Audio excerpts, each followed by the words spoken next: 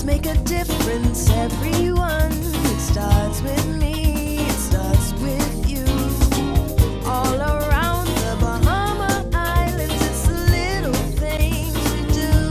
I'm talking about tourism today.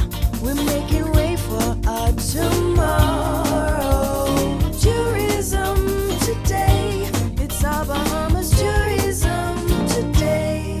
Minister of the Environment Earl DeVoe says that apart from the obvious economic benefits that the Grand Bahama tourism market will reap by hosting the Bahamas International Maritime Conference next week, there are some benefits that are not so obvious.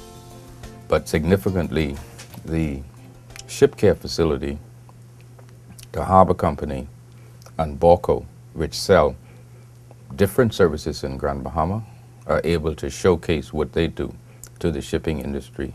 And that part of Grand Bahama is actually performing very, very well. It's the tourism sector in Grand Bahama that's not doing so well.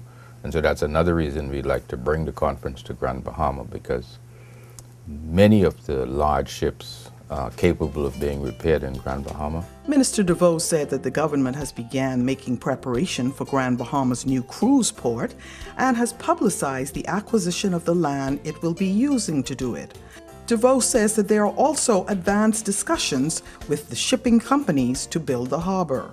We got a very clear indication from the shipping industry that they preferred to do a deal with the government rather than with the Grand Bahama Port Authority. They felt it was in their mutual best interests so that they can essentially define their future and have a clear path to how the relationship would work. And so that's why the government sought to acquire the land.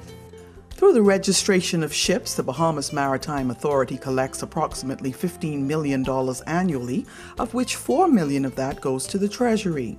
The Bahamas International Maritime Conference is being held at the Arlucaya Resort in Freeport, Grand Bahama, February 9th through 12th. For the Tourism Today Network, I'm Gina Seeley.